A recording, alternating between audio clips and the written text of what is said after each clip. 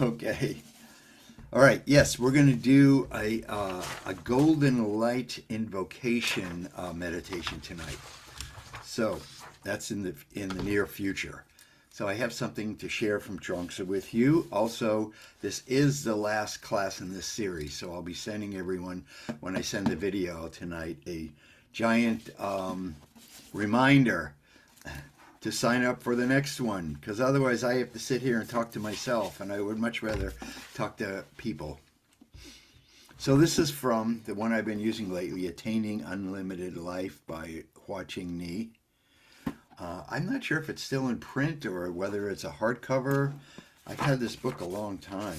It was published in 1989, which is even before I met him. Oh, that's what it looks like now. Okay, great.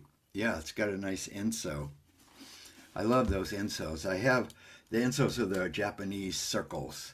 And I have a really nice one that a Chinese friend of mine did for me that I actually had framed and everything. And it's in my temple above my altar. And the little bit of calligraphy I do, I mostly just draw insos. So this is on on page 4 or 2 on mine. I don't know where it would be on anyone else's. No, actually, it's going to be on page 399, called the Nan Yung Chu. Among the students of Lao Tzu, so he's bringing Lao Tzu in here, among the students of Lao Tzu is one named Gong Sang Chu. He was one of the students of his master who attained Tao. So he's somebody that's a high-level student and reached enlightenment, or what we call attained Tao. So after having learned everything that Lao Tzu had to teach him, which is a bunch, he went north and lived in the Wei Mountains. This is where a lot of people, a lot of Taoist and Buddhist teachers, students, wayfarers would go and live in the mountains. There's a great book by a guy I know in Bill Porter who writes, his pen name is Red Pine, and I'm sure you guys have heard of him. And he wrote a book called Road to Heaven, which is a wonderful book.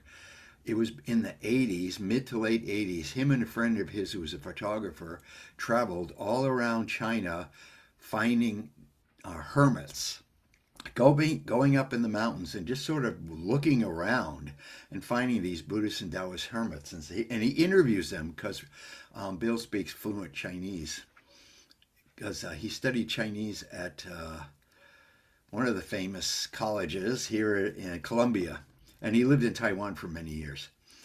And it's a wonderful book, and it talks about hermits, tradition, and Taoism and Buddhism. And they just, I'll send you guys a link. Someone just made a documentary film about him, which is really good. We just watched it the other night, and you can stream it. You have to pay to stream it, or you can buy it, which is what I did, so I could watch it on my big screen.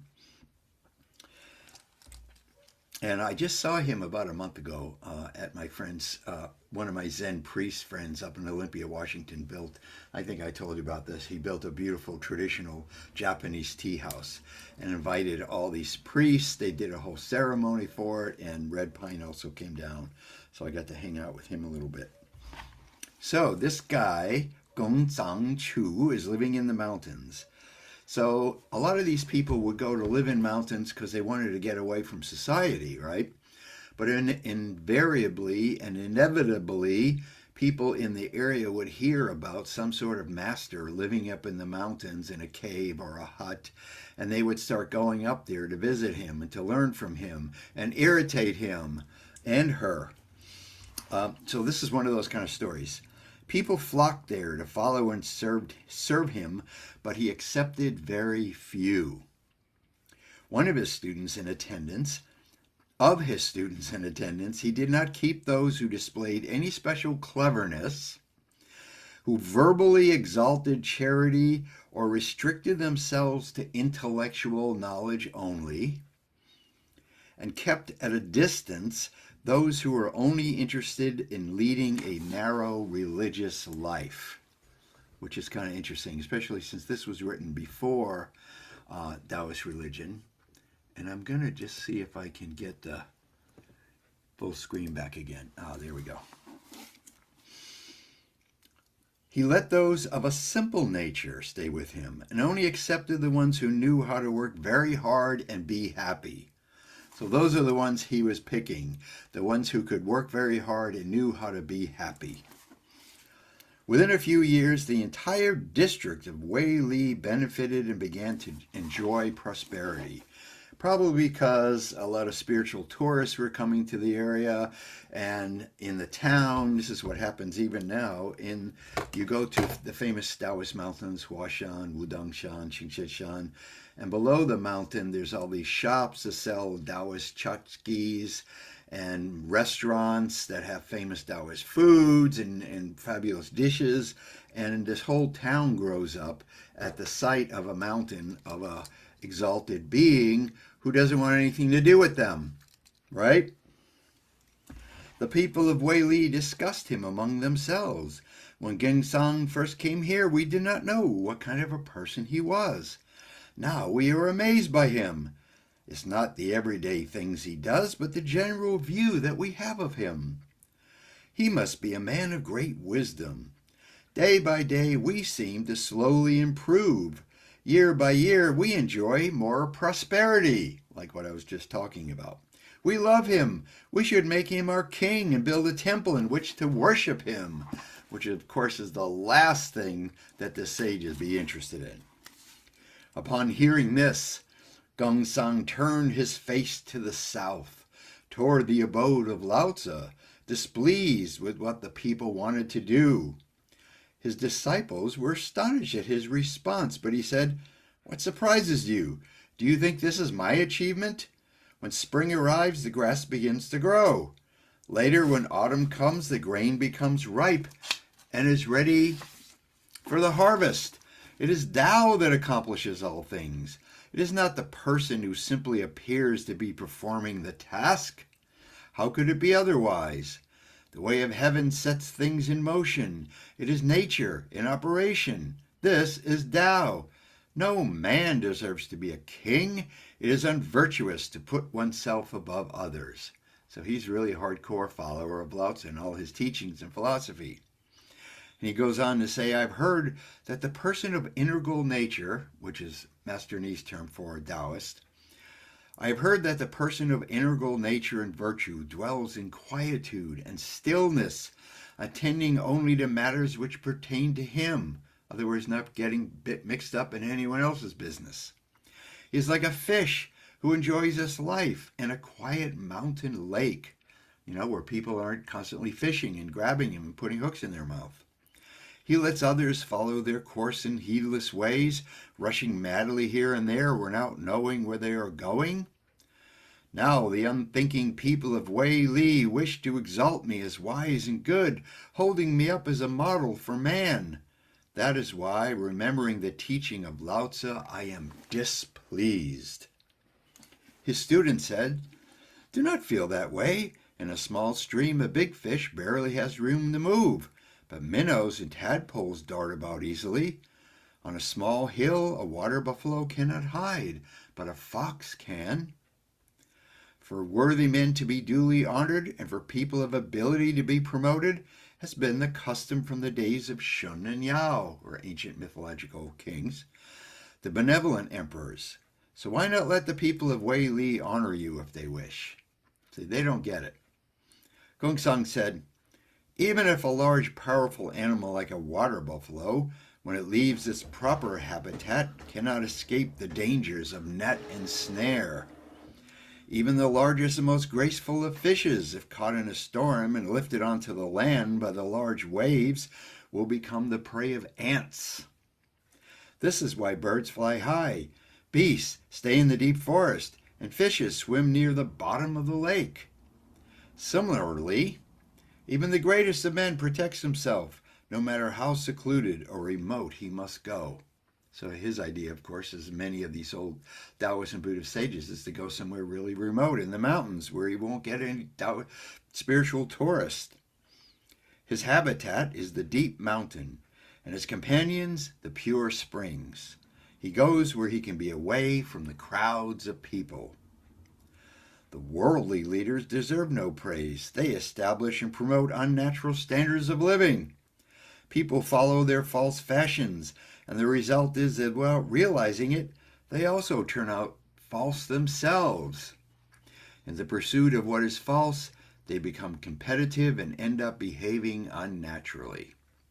They struggle to maintain an artificial, quote, good life of combining combing one hair at a time and counting the number of grains to go in the rice pudding. So in other words, they get caught up in the minutia of life.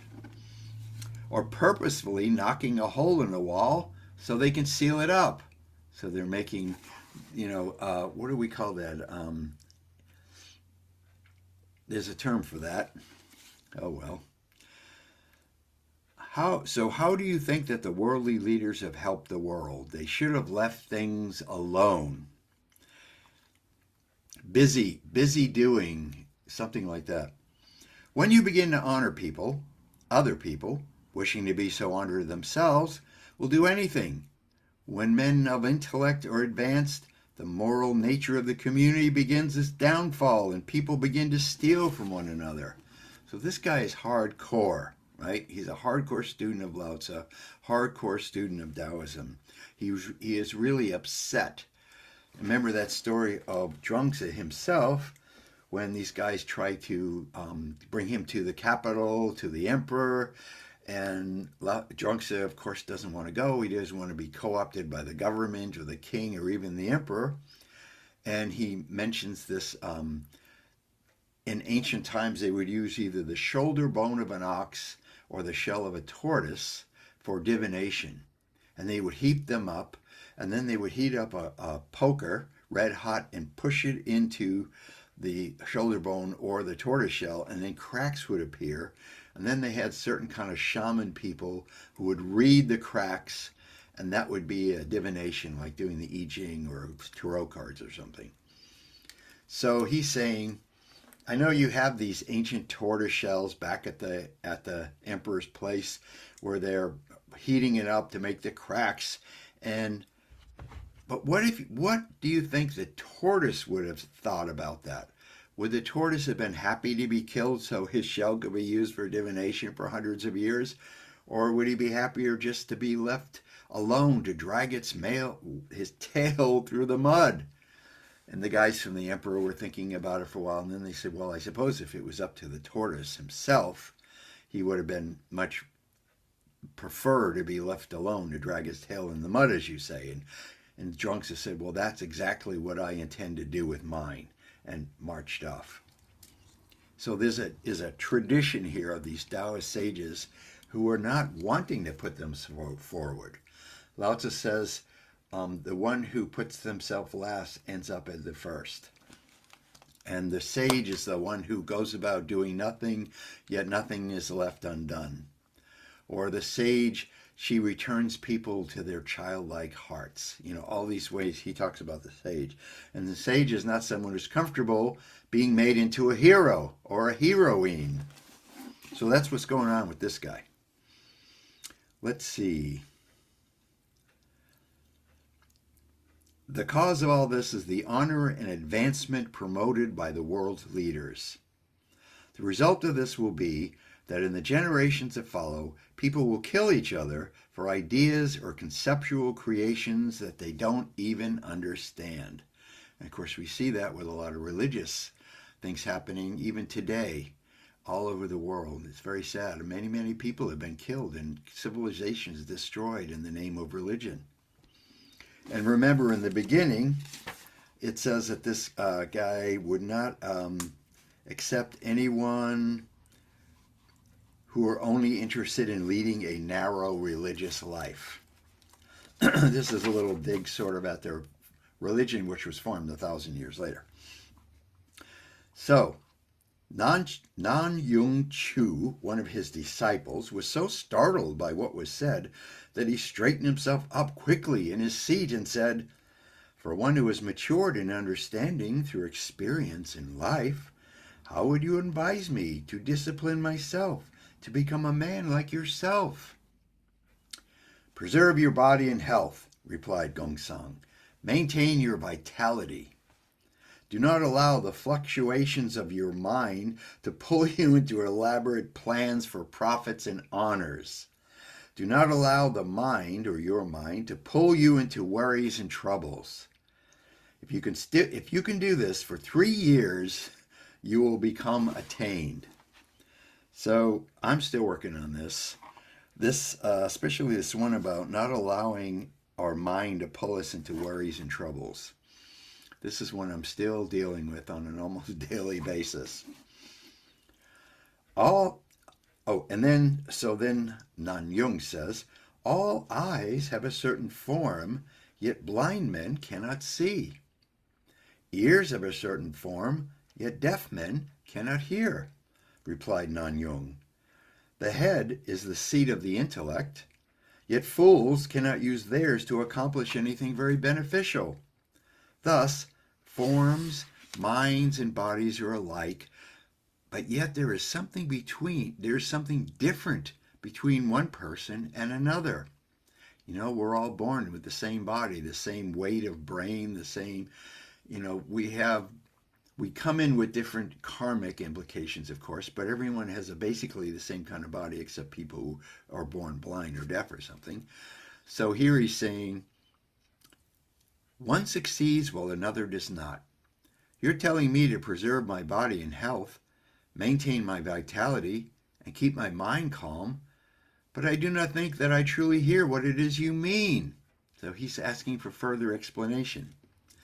This is all that I can say, replied Keng Sun Chu. An eagle cannot be hatched from a hummingbird's egg, but from a great eagle nest atop a high mountain. A beautiful and trusty horse cannot be born from a wasp nest, but only from a mother of its own kind.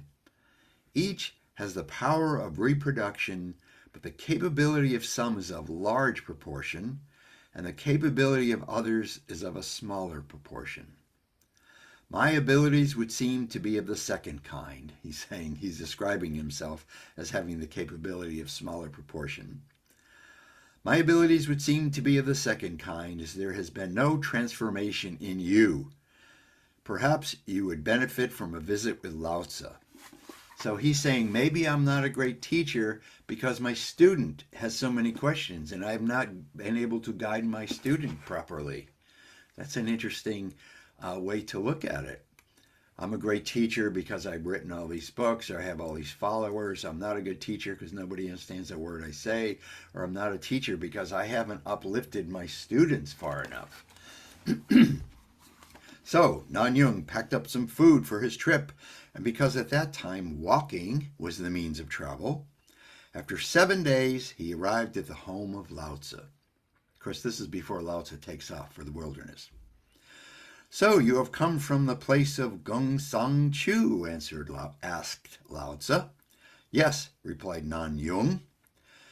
Why did you bring such a large crowd with you, asked Lao Tzu. And there's a tiny little footnote that says he was referring to all the questions Nan Yung was going to ask. So Lao Tzu can immediately see this guy has a lot of questions. Nan Yung, startled, looked around and behind him for the crowd. Don't you understand what I mean? Asked Lao Tzu. Nan Yung, embarrassed, bent his head.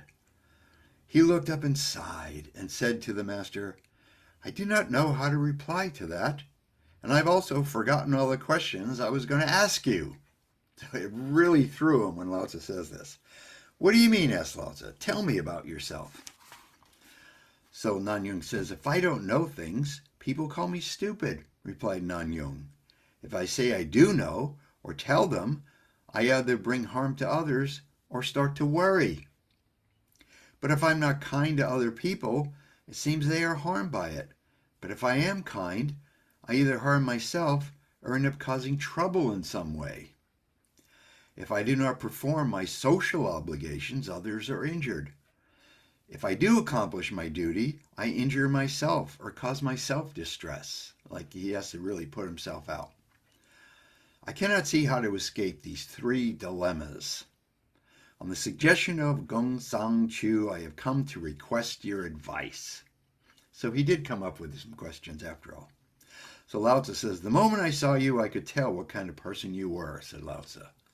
So he's able to just read the guy's bearing, the guy's voice, the guy's expression in his face, whether his voice is loud or soft. You know, this is something, when I had my short career of studying Chinese medicine at an acupuncture school, one of my teachers said he can tell what's going on with a person's health just by the way they walk into the room and the way they sit down. Just in their bearing, when he asks a question, do they have kind of a whiny voice, or do they have a really low voice? They can't really talk very loud. Or they're, trying to impress everyone with their large booming voice, or the way they're sitting up straight, or they're slouching. Are they slouching when they walk in the room? Do they seem really scared? Do they seem like they're really looking for some help of some kind from this doctor? It was amazing what he could tell just by that, without even asking, so what are your problems? Or reading the person's pulses or anything like that. He also, this is a guy named Ted Kapchuk. He's working at Harvard right now and doing a lot of work, doing a lot of research on, okay, what's the word when some people say, well, acupuncture works because people believe it's going to work. So there's a word for that. You're thinking of placebo? Placebo. He's doing a lot of work with the placebo effect. You can look it up sometime, because placebo, it's about a lot more than just, people say, well, acupuncture works for some people because they believe in it. So anyway, he wrote a book called The Web That Has No Weaver, which is one of the first books on Chinese medicine for lay people. And when I was going to school, that was one of the textbooks that we used. And he actually came out and did a weekend workshop for us, and it was fascinating. He was kind of like a Talmud scholar. He took one line from the Neijing, an ancient book of Chinese medicine, and he pulled it all apart, and he's talked for the whole weekend on that one line. I still don't quite understand how he did that. And by the end of the weekend, we were all in this transcendental state. And there's something in Chinese medicine that's not really recognized in Western medicine, and there's things about too much heat, too much cold, too much yang, too much yin. But there's also something called dampness, too much dampness. And he explained a dampness like a damp mother gives you cookies even when you don't deserve them.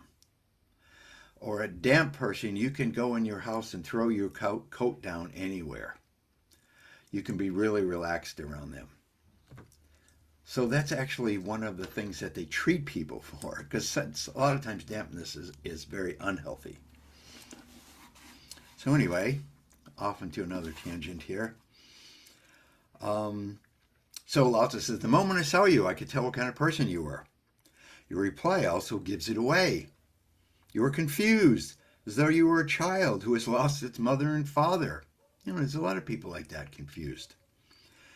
Having lost the basics, you seek them as if you were trying to fathom the sea with a pole. Kind of doing a really ridiculous thing of trying to sense the depth of the sea with a pole, with a stick. You are hesitant and unsure, a lost soul, he tells him. You want to return to your inborn nature, but you don't know how to do it. You are quite pitiful, he says. Nan Yung, crestfallen, begged to be allowed to stay so that he might work to cultivate the good in himself and eliminate the darkness. After he spent 10 days making himself miserable, he returned to Lao Tzu for another meeting. Lao Tzu said, you have been relentless in your cleansing and purifying, but there's still something distressing you. So he's been doing tons of practices, meditation, qigong, all these kinds of things. But he's saying, he can tell that he's been working on himself, but there's still something distressing him. It seems there is some negativity remaining within you. When external things disturb you and you cannot control yourself, your mind becomes set. It locks the inside gate. When internal things disturb you, and you can't dissolve them, it blocks the outside gate. If external and internal both disturb you, then even the Tao and its virtue can't keep you safe, much less the one who is simply a follower of Tao and his actions. The footnote here says, what Lao Tzu means is that the one who senses or controlled by outside things has lost control of himself. Therefore, he must work internally to purify the desire that forms these attachments. The one whose mind is attached to things cannot control himself, and he must work externally to be able to see clearly to avoid temptation. If one is bound to internal and external things, then it is hard for even a person of high achievement to help them. So not only is he saying one who's caught up in too many internal and external conflicts, it's hard for them to attain a high level. It's actually hard for a teacher to help them do that. So this is nice. This is really taking it on a number of different levels here. Okay. Nanyung said, when a villager gets sick and his neighbor asks him how he feels, if he can describe the sickness, then he truly isn't very sick, because he can still recognize that he is ill.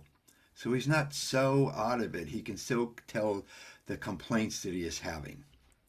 If I were to ask about the great way, Tao, any answer would be like a medicine that would only make me sicker.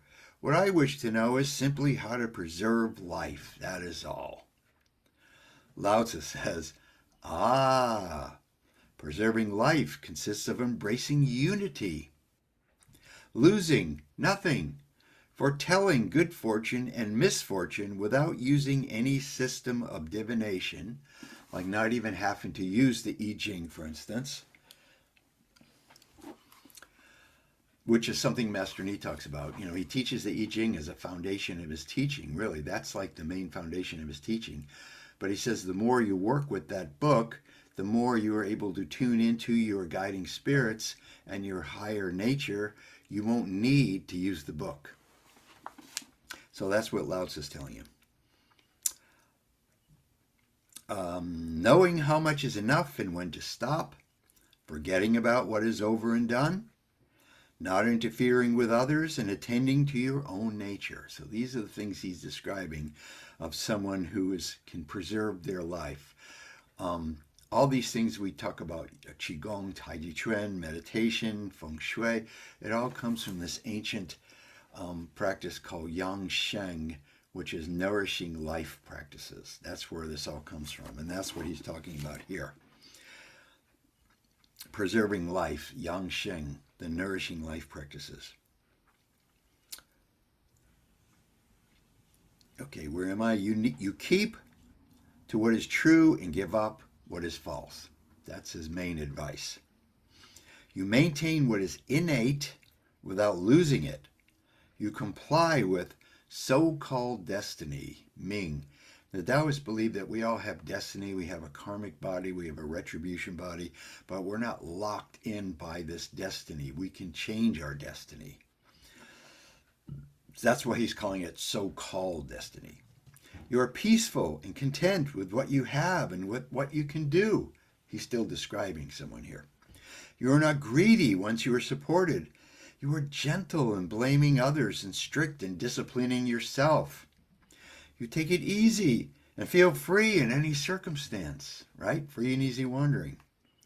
You keep your mind off things you really do not need to know. So don't worry about the things you don't really need to worry about. You maintain, and then this last line I love, you maintain your desire at the level of a baby or an infant, right? A baby cries all day, or can, but his voice does not become hoarse. This is constitutional harmony. It's true. Anyone who's been a parent, sometimes babies, especially when they're young, they get bothered by something, they scream and yell for an hour or two at a time.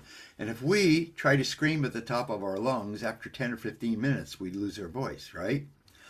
Even though they're so young and so apparently weak, they have this kind of constitutional energy, constitutional strength. A baby makes fists all day long, but its hand holds nothing. This is perfect natural behavior. A baby gazes all day without blinking. It is not distracted by external things.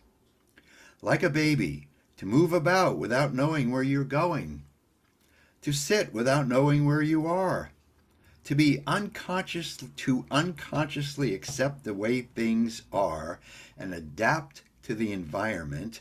This is the art of preserving life. The art and the heart of preserving life. So this is kind of stuff, of course, from Lao Tzu, accepting where you are, unconsciously accept the way things are, and adapt to the environment. We call the water course way, right? The water with its adaptability to change the shape of itself depending on what kind of situation or environment or cup or vessel it finds itself in. Can we be that way too? Is this then the virtue of one who has attained perfection? Asked Nan Yung. No, replied Lao Tzu. This is just an illustration of how to disperse the stagnancy of your mind like thawing a block of frozen ice. Can you do it? Man in his highest expression dines and shares joys with what nature can provide. He is not disturbed by the mundaneness of his life, the external gains or losses. He does not join others in plotting and erecting strange standards to live by, or these religious ideas. He does not take part in schemes, nor in the performance of what is titillating. It is to say that one who has attained perfection eats the food from the earth and takes his happiness from heaven. I love that line. The one who has attained perfection eats the foods from the earth, what we call natural foods, right? The foods from the earth, and takes their happiness from heaven. He does not become involved in establishing a monument to his ego with excessive profits or performing outrageous acts. Leaving with complete freedom and arriving without preconception is the way of spiritual health. So leaving with complete freedom, arriving without preconception, arriving into this world, maybe even being born into this world, we live our life in complete freedom, this free and easy wandering, free and easy roaming thing, and leaving without a preconception of what's going to happen. Chuang in another chapter says, "What makes my life good will make my death good." So is that what describes perfection? Asked Nan Yung, thinking maybe he's really got it now. No, replied Lao Tzu. Just a moment ago I asked you if you could be like a baby. When a baby acts, it does not know what it is doing. The footnote here says, it is the original model of our natural integral being, the baby, the infant, the child. As an adult, we have experienced all the divergences of good and bad, enjoyable and troublesome, yet we can still restore the original unity of our being on both an internal and external level. This is super high level stuff. This is the way of life and the law of life. It is innate to us, but extends outward. Okay, I need to change something on my screen here very briefly. Okay. And a baby actually does not know what it is doing. Its body is like the new branch from a withered tree, its mind like a new spark from the dead ashes. Such a wonderful new life, neither bad fortune nor good fortune has ever touched it. When it's still a baby, when it's still an infant, when it's still halfway in the pre-heaven world and halfway in our world, and is perfect in its own being. Its integral spirit is free from the taint of good and bad fortune alike. Suffering can find no place in it. So Lao Tzu continued, those whose inner being is calm shine with a heavenly radiance by which light they can see themselves as they are. Now that's a super high level too. Their inner being is shining with a heavenly radiance on other people, And this light, they can actually understand who they really are. Only by training oneself to such calmness, peace, and repose can one achieve constancy. Those who possess constancy are relied upon by people and assisted by nature. Those who are trusted by people are beings of heaven. Those who are assisted by heaven are true masters.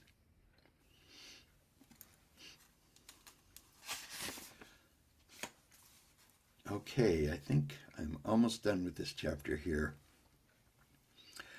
And then at the end, Lao Tzu says, now let us speak of attainment and Tao. Okay, what is this thing we call entering Tao, attaining Tao?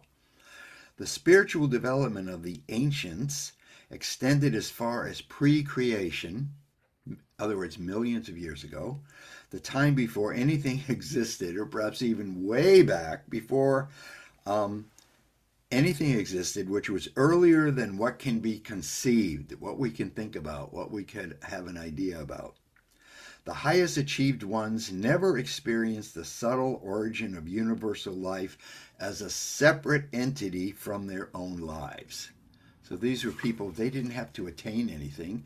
They didn't have to become enlightened or become a true sage. They were just naturally one with Tao before people separated themselves and started to have these religions that say Tao or God or Creator is separate from creation. Then there was a big split. Other spiritually developed ones clearly understood the interplay of yin and yang in the physical sphere of nature, but they viewed form life as a departure from the integral truth.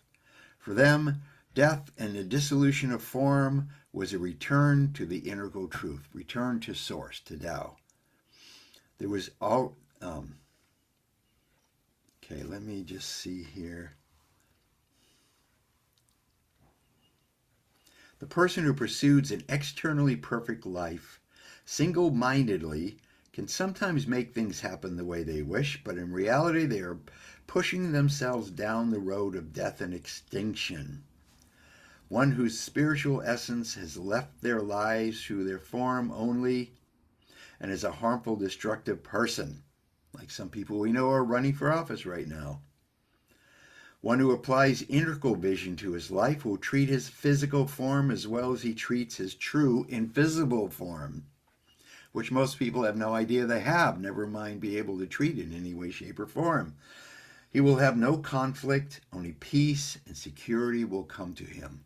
Peace and security is what they will feel in their life, and they won't have these problems of their mind bringing them into many more worries. Okay, I think we're going to end this chapter here. So it's an interesting ideas that Lao Tzu, the great sage, is teaching this one very fortunate student. So now we're going to do a golden light meditation. So we could do a little practice. And this comes from an invocation that I do practically every single day called the Golden Light Invocation, which I will send to you. I meant to send it to you guys before we started so you could bring it to the class, but I will send it to you and you'll be able to do this yourself. This is one of the invocations. This is from Hua Ching Ni, from his book, The Spiritual Development of All People. And these invocations, as I mentioned before, are not prayers. They're not trying to ask for something. They're really a energetic practice to create a field that we will be able to live in. And I'll go over this very, very quickly here to make sure there's no questions. And you would say this out loud, quietly, but you know there is a line in here that I really love, which says, "I touch this invocation with my voice." So it's saying out loud makes it more powerful. So it goes like this. The mysterious origin of heaven and earth is the source of many kinds of energy. Mysterious origin of heaven and earth, Tao, right? Source with a capital S. With this energy from Tao, we can rectify the critical imbalances and make testimony of our communication with the spiritual realms. So this kinds of energy that we get from the mysterious source, the mysterious origin, can actually open lines of communication with the spiritual realms. That's what we're looking for here. Within and without the three spheres of the multiverse, the Tao is most revered. Three spheres of the multiverse, like the Jing Qi Shen, mind, body, spirit, earth, human, heaven, the three levels of the universe. From the Tao, I receive the subtle golden light to envelop and protect my body and soul. So this is a meditation where you are envisioning this golden light coming from source into you to protect your body and spirit, your body and soul. Yet it is so subtle, he's calling it the subtle golden light. It is so subtle that it cannot be seen or heard. This subtle golden light, yet, you could say, this subtle golden light permeates everything, heaven, earth, and me. It nourishes and educates all life. It supports all living beings. Then it says, I touch this invocation with my voice, and with a subtle vibration of energy, I attract and receive the golden light. So it's one of these things of what you put out is what you get back. So this is a practice where we are attracting this golden light. And then it goes on to say, all spiritual beings gladly guard me. All these spiritual beings, all these people from the spiritual realms are happy to come and support you and guard you. The five emperors of the subtle five forces all come to meet me. You know, all this thing about the wuxing, the colors, the elements, the five transformational phases. There's the power animals. I've talked about this before. And he's using this idea, this image of the five emperors from all the five directions, including the center. All the divine beings kindly accept me for the golden light I have received, which enables me to transcend all worldly troubles. So this golden light is healing light. It's also, there's a kind of wisdom. You know, Qi itself has a kind of intelligence. So when we're doing these meditation, envisioning Qi practices, this there's a kind of wisdom that we receive at the same time. I am given the power over all destructive forces. So all these destructive ideas, feelings in our mind that come into us that we start worrying about, by doing this invocation, by doing this envisioning practice, you actually have power over them. And then it goes to say, demons lose their courage and all evils are eliminated. The Shens are the immortals. The Shens dam up their wisdom and then release it like thunder and lightning, illuminating the dark clouds.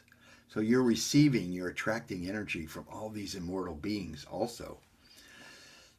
They inspire my clear wisdom to penetrate all things or understand all things.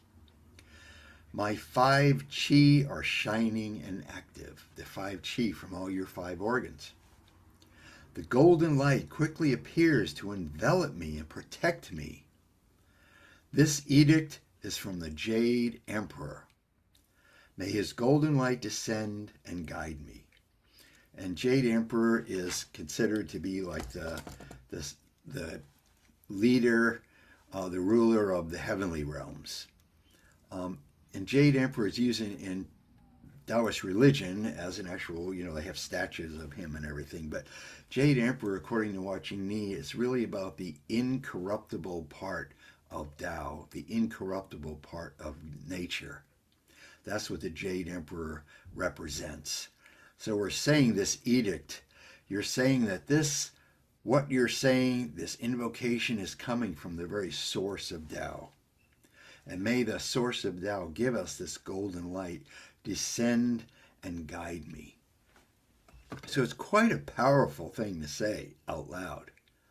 Quite a powerful thing. So I will send it to you so that you all have this. So let's just imagine, if we would, for a few moments here, imagine what it would be like to say this invocation, to actually have it actually work like it's a magic, what do they call it? A magic, I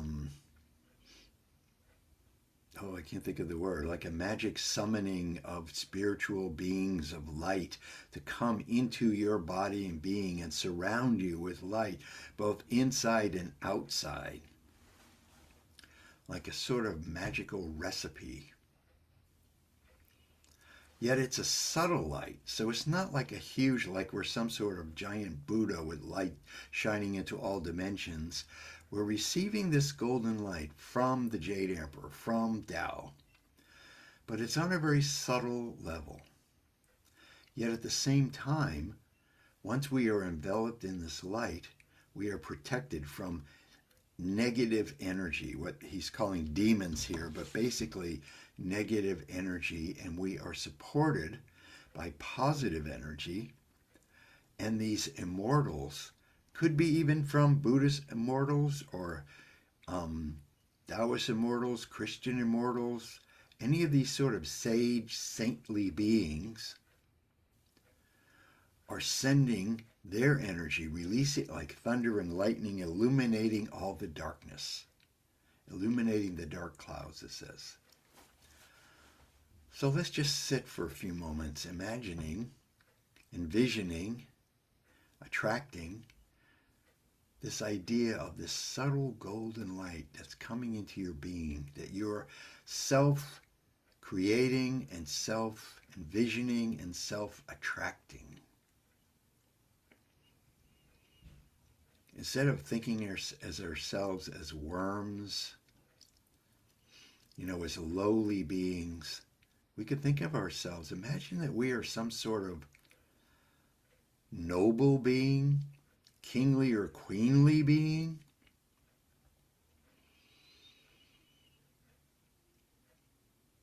that we are the kind of being that attracts this kinds of energy into your life, into our life.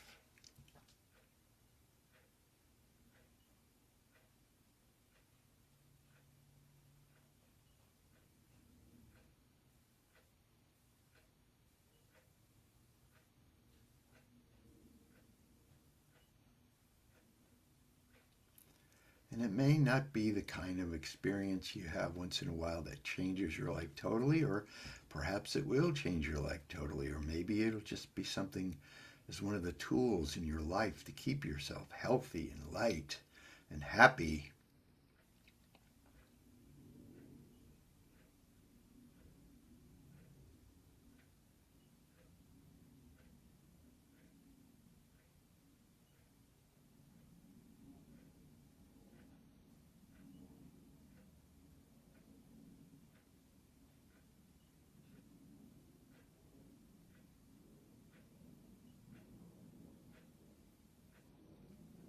And not only is this light shining into us, we also, as Chuang was saying, someone who's a high spiritual levels emits a kind of a light that can have an effect on other people, could have a healing effect on other people.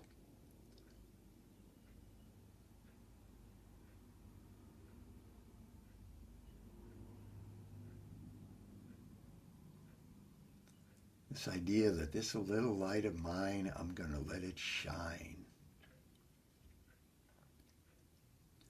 Don't hide it somewhere under a bushel basket or hide it somewhere inside of yourself because you want to keep it just for yourself. You want to let it shine for others as well.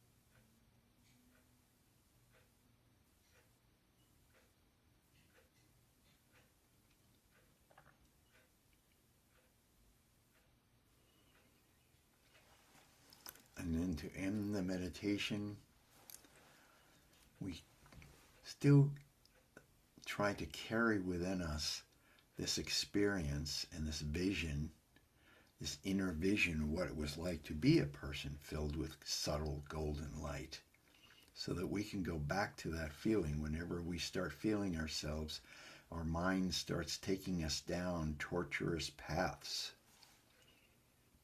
And I'll send you the invocation so you'll have that to refer to. So bring your palms together, rub them briskly together 36 times.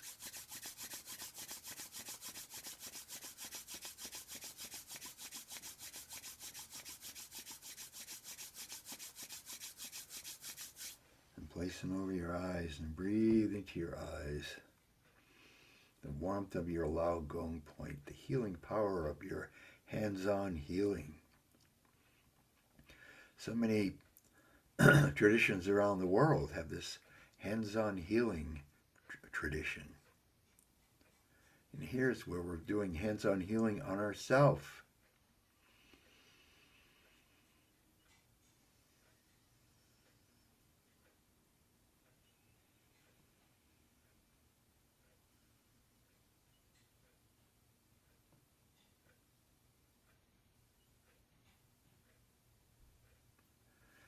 Wrap our palms up and down our face.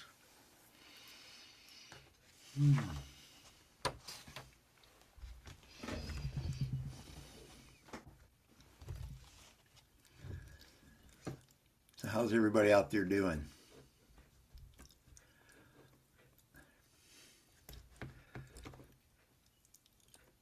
Okay. Yep. Any questions? Comments? Everybody's pretty full. I think I filled you up with a lot of good nutrition tonight. Yeah.